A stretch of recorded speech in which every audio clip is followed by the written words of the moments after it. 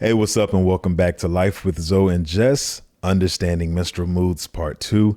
I want to reiterate that the menstrual cycle is not just about bleeding once a month. I know a lot of people may feel like it's an awkward conversation, but the menstrual cycle is about so much more.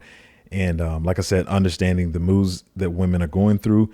And for my church people, it's not all about sex and, just that stuff. I know some people think it's a taboo topic, but I think it's a topic that everyone should understand, because I think there's a lot of things inside of the topic that's not really understood. And the last time I did the video, I did it by myself, but today I want to do it with Jess so we have a woman's perspective. Yes, and the menstrual cycle is not just about pregnancy, trying to conceive or not trying to conceive.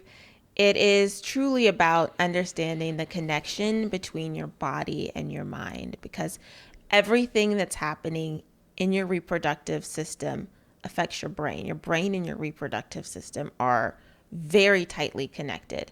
So if something's going awry in your reproductive system, or even if everything's functioning as it should be, it's always going to affect how you're thinking and how you're feeling, how you're making decisions, and how you go about your life. Right.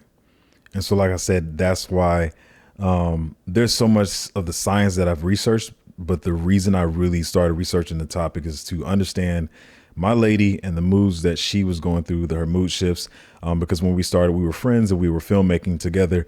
And sometimes I would get moods that I didn't understand, and I felt like I didn't do anything to deserve. And so I knew it had to be for some reason. And so I dove into the topic of understanding the menstrual cycle so I can understand her better. Yes, that is true, because a lot of times my decisions can be driven by my moods and the changes in my moods. So it's great to have people like Zoe around me and other friends who understand who I am and what my goals are, so that if my different menstrual moods maybe aren't congruent with what I really want, they can kind of help me see clearly when I can't see clearly for myself. Yeah. So yeah. Like I said, the first menstrual video I did was to help men understand the moods that their lady or their wives were going through. But now that you're here, is there anything that you feel like men or people in general, something that you wish that they would understand more about the menstrual cycle? Yes, I wish people understood that it really never gets any easier. It's always annoying, it's always an inconvenience, and women deserve empathy, understanding, and to have time and space they need to be their best while they're on their period, while they're menstruating, because it's hard when you first start your cycle and you're a young girl. You might get more empathy because it's completely brand new, but after a few years, people think you should be used to it. And certainly by the time you reach your 20s, 30s, and 40s, people might look at you crazy if your pad is leaking on your chair in your board meeting, and things that happen like that, which are pretty normal occurrences, Yeah. because some of us have very heavy periods that are difficult to control. And I think women deserve time off during their periods. I think that just because something occurs every month doesn't mean that it's not an inconvenience. We look forward to it being over for a reason, because we don't have to worry about carrying menstrual products with us, having cramps that disrupt work, or feeling guilty for taking time off work when we really do need the time because we can't get anything done because we want to be in our bed, doubled over in pain, having to explain to our boss, thinking you can see the look on their face. Didn't you just go through this last month and the month before Yeah. that? And am I going to have to deal with that next month? But it is a part of being a woman. It is a part of who we are. We can't take it away. So we should definitely be given more grace in society about this, and love and compassion and understanding. Yeah. I mean, like I said, one of the things I want to continue to talk about on the channel. We talk about healthy relationships, fitness. Probably saw some of those videos, but Oh, yeah. mental health is important too. And I feel Yes. like that the fact that a lot of women feel alone, in this, and like I said, the feeling guilty about, needing or wanting to take off work or not being able to perform at their highest level. And, I want to create a community and an environment where women can at least feel like somebody understands, because the worst thing, maybe you don't get everything you want, but when you feel like nobody understands what you're going through or the position you're in, it makes you feel even that much more alone, and really weighs on your mental health. And that's men, women, there's a number of things that covers that. But I just want women to, not feel guilty, understand that a lot of people don't understand the menstrual cycle. We want to try to, in a small or a big way, try to bring more awareness to what's really going on during the menstrual cycle, besides, like I said, the bleeding once a month, tampons and stuff that people feel like they know, but they don't realize all month long that women are going through something. So, yeah. Yes.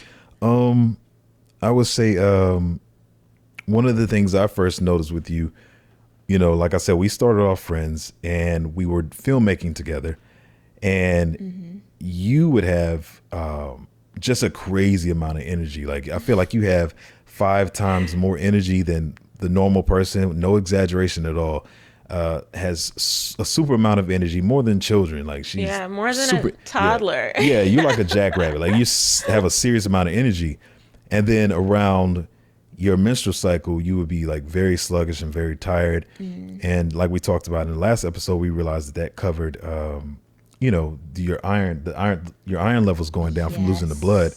But then you always be cold. And another thing is, I know at one point your hair was thinning as well. Yes, my hair was falling out because my iron got dangerously low. It got really low. So I had to take a step back from my usual workouts and physical activity to get my iron levels up and just feel healthy again. Yeah, my hair was falling out. I was cold all the time. And then I was having shortness of breath while doing really standard, easy activities, just easy stretching, getting up from child's pose to standing up and reaching my hands up to the ceiling. I would be lightheaded. That's certainly not normal. Yeah. But I supplemented. I used iron supplements and ate iron-rich foods. And iron supplements are good. They can be difficult because a lot of them cause tummy troubles and they can make you constipated. So it can be difficult to find one that works. Liquid iron works best for me. And iron-rich foods. So organ meats, liver is really high in iron. Beef liver, calf liver, and even regular beef is relatively high in iron, not as high as the livers. And, if you don't eat livers or meat, and livers are not the most appetizing for most people, plant-based options that my sister eats a lot because she's a plant-based eater: lentils, tofu, chickpeas, Swiss chard, dandelion greens, all of those will get your iron up as well. Yeah. Because I know another thing, even when I did the first video, we were talking about it. A couple of people, asked about it. I will say, for some people, the iron supplements are a little expensive as well. So like I said, there can be different people react different to different ones. Some people it works perfectly for. Some people, like I said, could cause constipation, but they can be expensive. So, but I think if they work for you, they work really well. I know hers works for her really well. But if you can't do the supplements, like I said, you can eat some of those foods. I know some of those may not be the most appetizing, but it could really improve your mood and give you more energy. Yeah, it definitely helps. So like I said, I think we wrapped that one up, because we don't want to rehash the first video that I made. I think you really should go watch the video. There's somebody in the comments said that they think, especially men, every man should watch that video. I'm telling you guys, watch the video. You will learn so much about what your lady's going through. You did a great job on that. Appreciate it. Thank you so much. I think she means it too. No, it was really good. Yeah. I learned some things too. Yeah, we're going to talk about some of that today too. But so I mean, well, we want to go in. I do want to go in order. So I forgot to say that day 1 through 7 was the menstrual phase of the menstrual cycle. Days roughly 7 through 14 are what we call the follicular phase. And so I think each phase has pros and cons. And so, some of the pros of this phase is that she's very energetic. She's very happy, optimistic. She's not as miserable as she is during some of the other phases. But as I talked about in the other video, this is the time when she has her highest mental clarity. And so around this time, I have to step back and, let her do the task that she needs to do. Like, she's an author, so I let her work on her books. Maybe she has a certain number of chapters she needs to get done. And one of my love languages is quality time. Like, I love spending. No, because you really like quality time, Oh. and you will turn everything into quality time. I'll be washing Yeah. the dishes and you'll come up and just, let me dry them for you, or Yeah, just yeah. help you load the God. dishwasher, or just anything, run an errand with you, Yeah. Okay. pop Embarrassing. your pimples for you, Oh my gosh. anything. Yeah, I love quality time. I love being around her. I Yeah. think we don't want to get too much on that, but yeah, if your partner, I feel like you should. I see a lot of people like, I need a break. I don't know. I guess quality time is mine. But anyway, back on topic. Yes, and it is a time with high mental clarity. Yeah. Definitely the follicular phase is a time to conquer procrastination. For me, I like to write a list of everything I need to get done for the next 30 days because I know that when I move towards the luteal phase, I definitely kind of tend to forget my purpose in life. Yeah. And I get derailed off track a little bit, just not thinking about what really needs to be done. And so during my follicular phase, it's kind of like the business plan for the next 30 days of my life. And so I know what to do even when my mood changes and I don't feel like doing anything, or I can't remember what it was I was supposed to be doing. I've written it all out in my during my follicular phase, and it's there, and I can keep moving forward. Yeah. And like I said, I mean, during this time, even though quality time is my love language, I have to compromise that. You can't always get what you want. And be a baby like, oh, but quality time is my thing. Like, you can't do that because it's for the best for her, because this is the one time a month when she can think clearly and get the things done that she needs to get done. And like she talked about with the procrastination, I know a lot of women beat themselves up because they're like, I'm procrastinating. And don't get me wrong, like, some of us do have procrastination problems, but when you're dealing with brain fog all month and you have all these things going on, that sometimes you can't think clearly, like she said, about these things. So I have to compromise, and even though I want my quality time, I have to let her be to herself, finish how many chapters she needs to write or whatever project she's working on. And sometimes I have to get her back on task, because remember, there's pros and cons. Like, sometimes she's high energy, she's optimistic, she's really happy. And so she might want to go run and do something, maybe go to a concert or something. But I got to be like, hey, you got to finish that project, that you're working on. And she also, like we talked about, all that energy, like, okay, on the regular, just any normal day, she has 5 times as much energy as the normal person. During follicular, it's like 15 times as much. And so she wants to work out extra. She wants to go extra hard. Like, maybe you do 5 sets of your workout. She wants to go and do 8 and 10. And so I have to slow her down. Like, hey, I know you're feeling good and, all that kind of stuff, but you got to slow down. So I had to step in sometimes and make sure she doesn't hurt herself. Because I will hurt myself, and I have hurt myself. Yeah. So then I'm down and injured, and that's no fun. No, definitely not. So yeah, that's that one. This is the one that I think is really important. This one's going to be touchy. So when I did the first menstrual video, and I still see luteal as very important, that we'll talk about later. But after talking to people after doing that first video and seeing some of the responses that I got, I realized that there was one part of the cycle that was greatly misunderstood. There's millions of memes across social media, and that's why I said I know this one is going to be a little touchy, and that's ovulation. And so, like I said, I know that everybody's cycle is different, right? But what I did was I researched the science of the menstrual cycle. I'm not a research company, but I talked to like 30 different of my lady friends, some of her friends, and gathered everybody's data, if you want to call it, together. And not only did I do my research, I cross-referenced my research with them, and all this stuff pretty much came to be true. So ovulation, you see all the memes across social media, and women were like, girl, it's that time, I'm ovulating. Oh, he gonna get it tonight. According to the science, you're actually not ovulating. What you are doing is pre-ovulation. Now, this is the science. This is not me. And we're going to show you how this lines up. Because after my research, even a situation with her, she came and said something to me. Or Oh you want to tell the yeah, I was story? making some silly Yeah, jokes, yeah. and you said, "Are you on day 9 of your period?" And I looked. Let me check. Let me check my tracker, and lo and behold, I was on day 9. You had guessed exactly right, On the but exact day. wasn't really a guess because you used, Yeah, the science. knowledge that you have, and then how well you know me as well. You put those Yeah, two that things too. together, Right, and right. I guess it's pretty easy to figure out. Yeah. So I'm telling you, guys, it's really important to understand the menstrual cycle. You will understand your lady so much better. But back on topic. Yeah, a lot of you see the memes and they'll say I'm ovulating, but they're actually what I call pre-ovulating. And so what happens during the cycle, like I said, day 1 through 7 is the menstrual phase. Then days 7 through 14 are the follicular phase. You don't start ovulation until day 14. So you can do this research yourself and see how this works out for you. So on day 9, the woman can potentially start to get those feelings of feeling aroused. And this is when all the women post a post on Instagram, say, girl, I'm ovulating. It's that time. But she's not ovulating. She's 5 days away from ovulating. It's a long ways off. And so I know you're probably saying, well, why can't you just let them have the joke? It doesn't really matter. But it does, because misunderstanding the ovulation phase can be very dangerous.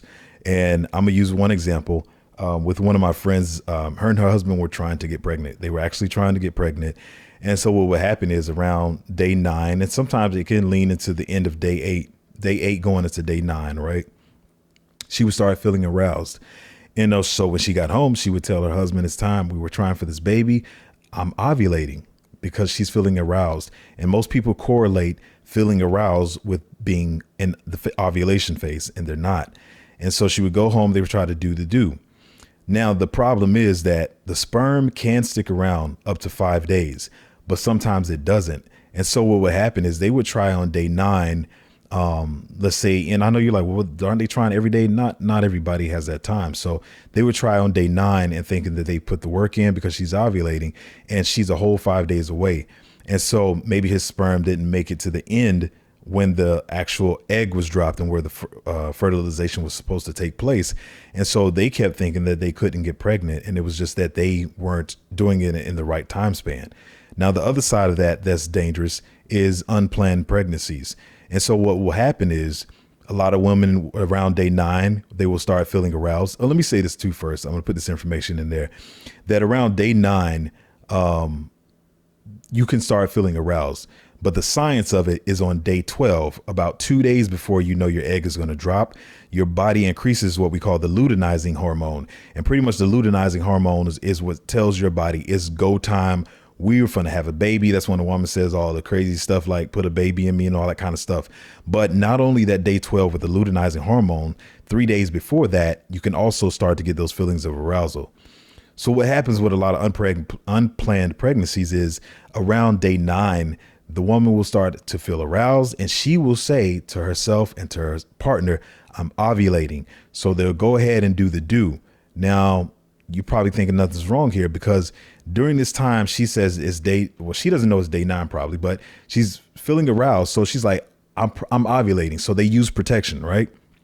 So now day 9 has gone. It's 2 days has passed. She knows that she can only fertilize that egg from, 12 to 24 hours.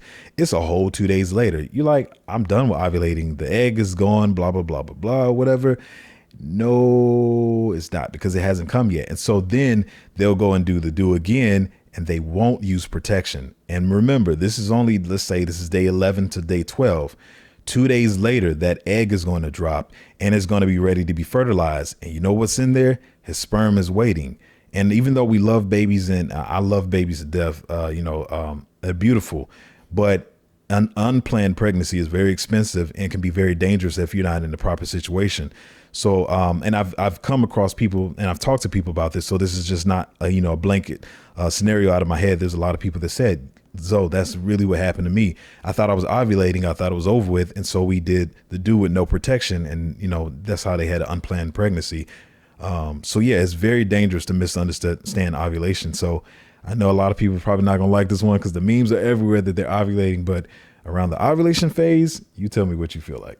Yeah, I feel horrible while I'm Yeah. ovulating. And I think that's where a lot of people make the mistake because you think that while you're ovulating, you're going to feel good. Hmm. So on your ovulation day, sometimes a lot of, women, I used to think that I was starting my luteal phase. So Right. you Yeah. really Yeah. think it's safe because you're like, oh, I'm a Right. luteal now. Yeah. I feel horrible. I must be a luteal. Hmm. But I feel awful while I'm ovulating. I'm usually just really tired. I can most months I can tell which ovary my egg is coming from, and I might feel a little bit of a cramp, and I kind of just want to nap all day. Might be a little cranky, just don't feel like doing anything, a bit sluggish. Yeah. So Yeah. And so, that's like I said, ovulation. a lot Yeah. of my lady friends have said the same. So I don't want, people to think this is just me talking. I did, the scientific research and asked close to 30 women, and everything is lined up. So this is not just something I just decided to do this week or this month. This stuff is old that, I was researching, a year and a half to probably 2 years ago and have been collecting the information as time has went along. So give them enough time to say, hey, it's still lining up. I didn't just go off one month. It'd be like, did it work this month? Okay, I'm a genius. Like we did it over a number of months and it's been lining up with all of them. And a lot of them have said, it's helped them Yeah, it's been navigate really life better. helpful. Yeah, it's been Yeah. great. Oh, including her too. Yeah. Yeah. And well, like I said, I did a whole video on it, but there's one thing I think we want to talk about in ovulation. Yes, when the estrogen peaks, there's a slight loss of neuromuscular control, so it's easier to tweak joints. And I've hurt my knee before doing too much exercise while I was ovulating on my ovulation day. So that's just something to be mindful of. On the day you're ovulating, you might not want to do anything brand new. Yeah. And all the other stuff in ovulation is in the other video. I'm gonna keep saying that. It's a great video. Watch it. But now that we're out of ovulation, ovulation lasts about 2 days. We're moving into what I said in the other video was one of the most important ones to talk about. And I still think it's one of the most important ones. I did want to really cover that pre-ovulation. That's what I call it. I coined the term pre-ovulation. But the luteal phase, and like I said, talking about the moods, I talked about in the other video that this is not the time to be trying to argue with her. I think a lot of men have a problem with trying to be right. And let me say this, like a partnership is not about being right. Like this is your partner. Maybe guys you arguing with on the basketball court or, at the gym, you want to be right. You want to be competitive, but with your spouse, like it's a bit immature when your point is to try to be right when you're in an argument or you're discussing something. But yeah, it's not the time to argue because she's dealing with a lot of mood swings, and we're going to talk about some of those reasons, today. But That's yeah, true. And, I always say, we both say that if we ever find ourselves arguing, that means we failed at communication. yeah, It should never get to the point that we're having an argument. that that's gonna be something we're gonna have to cover in another podcast. But I really do believe that I've actually gotten into it's funny. Now listen to this now. It's gonna sound hypocritical, but I've gotten into arguments with other people, like talking like men's groups, talking about this stuff. And I'm passionate about this. So talking about the menstrual cycle and trying to get other men to understand and saying stuff like, no, arguing is just a part. You have to argue. Like, do we disagree? We absolutely disagree. We do not see everything the same way. Like, of course, but when you talk about arguing and yelling at each other, that's not something we do. No. And this is off topic, but I feel like as the man, I feel like now that, especially now that I know everything and I know about the menstrual cycle and what she's going through the entire month, I feel like that's my job to control the energy of the thermostat in the relationship and make sure. So if she's kind of getting a little, if as people say, mouthy or whatever, and she's having some mood swings, I just patiently look at her, not that antagonizing look or when you're trying to egg her on, but I just give her a patient look and like wait for her to calm down. I'm not going to start an argument with her. I really do believe that's the man's job, to be that thermostat in the relationship and keep everything calm. Yes, we have hard days, and I know you're like, man, that's not fair, man. You tripping right now, or you simping, or you what's the other thing they call pick me? It's not about that at all. From when I've already been picked, so I'm glad the person to pick me. But yeah, it's your job because she's going through a lot. Anyway, we're going to talk about that stuff. So one thing that's going on that I talked about I talked about progesterone a lot in the last video, right? And progesterone does a lot of things, and pretty much this is the thing that sends those signals to the neurotransmitters that communicates with the serotonin and dopamine and all those things that make you feel good. That's what the progesterone. I'm probably going to talk about this a little backwards, but we'll cover everything. But that's the job that the progesterone does. Now, what happens in the second half of the luteal phase? I'm sorry, I skipped 7 days. I'm gonna come back to it though. But in those last 7 days, is that after the body figures out that it's not having a baby, you're not conceiving a baby, the egg has not been fertilized, right? You have a drop in progesterone and estrogen, all right? And so, like I said, this is science. I know everybody's cycle is different, but this part is science, and it's pretty much at least 99.5% of women. Okay. So what happens is when the progesterone drops, the progesterone is known as the calming hormone, which means it keeps her calm. Then I know you guys have heard the term estrogen before. Estrogen is the mood enhancer. So you have estrogen that lifts the moods, make her feel better. But you're like, cool, we lost the estrogen. It's all right. At least we still have progesterone to keep us calm and level on ground zero.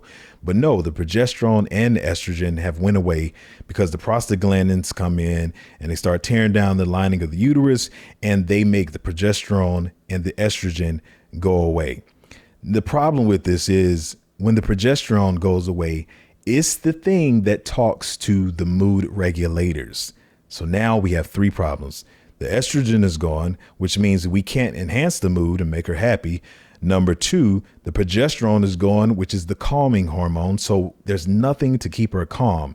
And if there's the last standing line of defense is the mood regulators, the serotonin, dopamine, all that stuff. So there's nothing there to regulate her mood. This is science, y'all. That's when you say she's all over the place. She has mood swings. It's swinging because there's nothing to hold her mood in place. She literally has no mood regulators in her at this point. And so that's why it's the wrong time to be trying to argue with her. This is the time to be very compassionate and empathetic with her, because she has no control of her body. The wires are not connecting, literally, like it's not a joke. So this is the science of what's going on. She can't help this. Like she said, women can't help every month they have this menstrual cycle and they still have to go to work. They are completely out of control.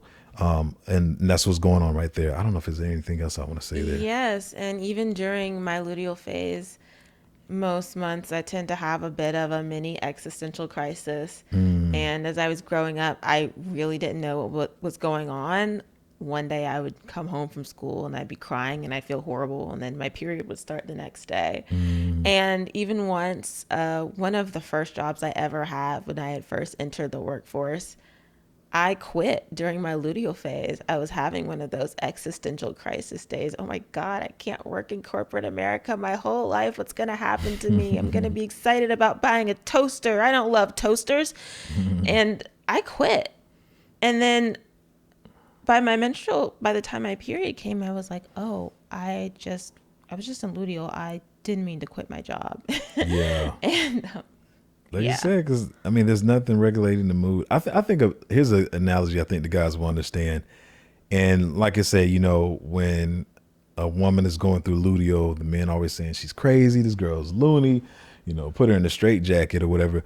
But like I said, she has no mood regulators. Imagine if you're a Lakers fan like me, and they win the championship. They haven't won since the bubble, and they win the championship. You're sitting there at the TV, and there's nothing to regulate your mood, and they just won. Matter of fact, not only did they win the championship, you won your bet with 5 guys at work, so you getting this big payout tomorrow when you go to work, but you can't even react to the game. Like, everybody's running around the court. LeBron is grabbing his hat as he does whatever. They throwing champagne bottles. The confetti's going everywhere. And you're just literally just staring at the TV. And you've been waiting for this moment for 5 years, but you have no mood regulators in your body. Understand that that's the type of thing she's going on. And if you're a Lakers fan and you're a fan of LeBron, I think that's an analogy that you can understand. Like, you can't even react to it because there's nothing there to regulate the mood. So that's what she's going through. Really, days 14 through 28, but especially that 21 through 28. What other things are in there? Yes. Oh yeah, What are you gonna say? I was gonna say we also tend to get a bit hungry. One Oh could even yeah, say yeah, yeah, hangry yeah. during the luteal phase, and it helps with the mood regulation to eat regular meals. Definitely not skip meals. Have a bit of protein at each meal, and carry a snack around, because that's one part of the menstrual cycle where being hungry can cause way more irritation than normal. Yeah, because I think that's what I was saying. I'll go back because I'm trying to get my numbers right. Days 14 through 21. The luteal phase, I'm sorry, is days 14 through 28, but days 14 sorry, through 21, the progesterone increases at first. So the first half of the luteal phase, the progesterone causes you to be hungry. And then it's funny because then days 21 through 28, the drop in estrogen, the drop in it, not the increase, but the drop in estrogen causes you to be hungry anymore. And usually around this time, days 21 through 28 of the woman's cycle, she's going to start craving stuff like carbs, and she's going to have a sweet tooth. She's going to want carbs and sweet stuff.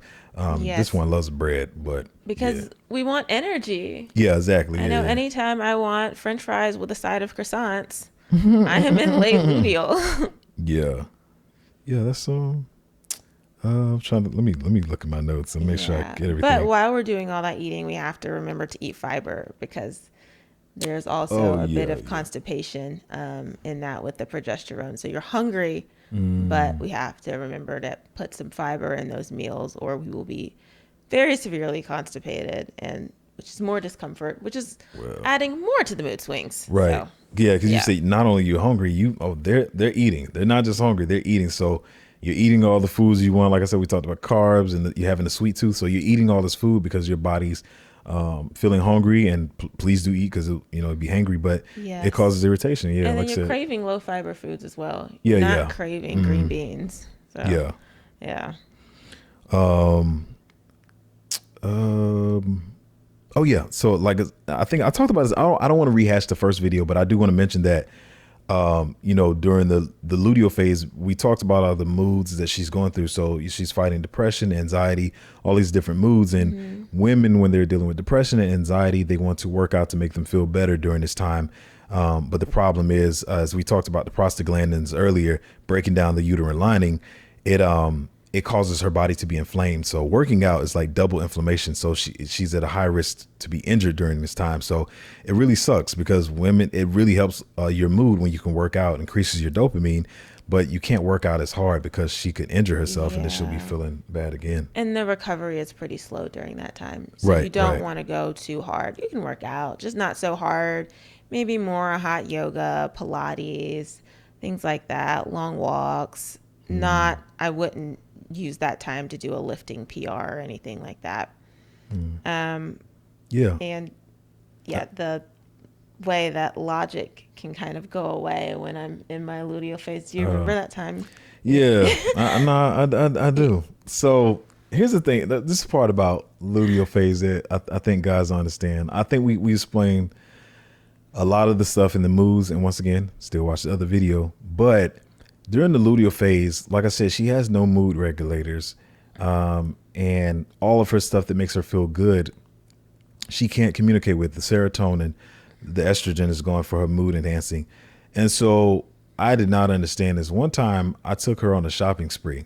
Now I know the women, like, y'all always saying that, like, I need a guy that's going to do this and that and buy me It this. was a real spree. I took her on a shopping I spree. mean, it was everything that I wanted, and Yeah. even things I didn't know I wanted. Great things.